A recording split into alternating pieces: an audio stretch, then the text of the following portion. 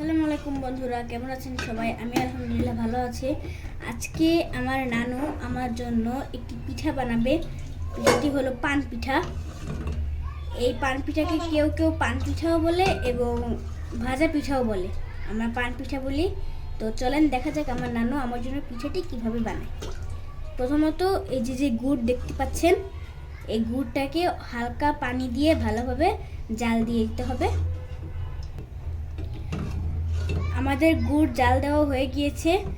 এবার এই গুড়ের ভিতরে কোনো ময়লা আছে কিনা সেটা দেখার জন্য আমাদের এই গুড়টাকে ছাঁকনি দিয়ে ভালোভাবে সেঁকে নিতে হবে।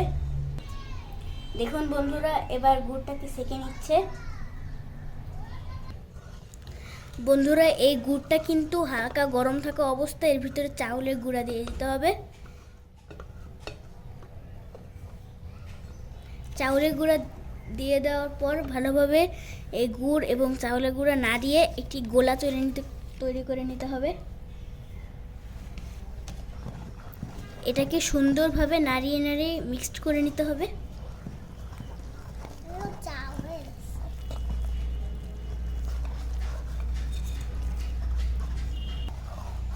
দেখুন বন্ধুরা, এটাকে কিন্তু অনেক সুন্দরভাবে ভালোভাবে মিক্সড করে নিতে হবে। এটাকে যত মিক্সড করবেন তত কিন্তু পান পিঠাটা মজা হবে। দেখুন বন্ধুরা, এটাকে ভালোভাবে মিশানো হয়ে গিয়েছে।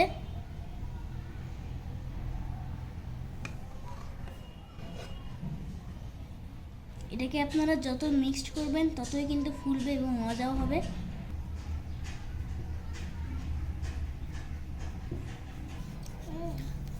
বন্ধুরা, এই গোলাটিকে 10 থেকে 15 মিনিট ধরে রেখে দিতে হবে।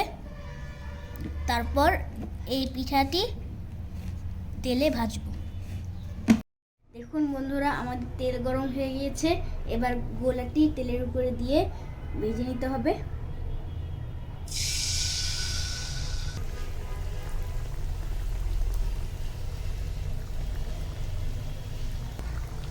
দেখুন বন্ধুরা, আমাদের পিঠাটি ফুলে উঠছে।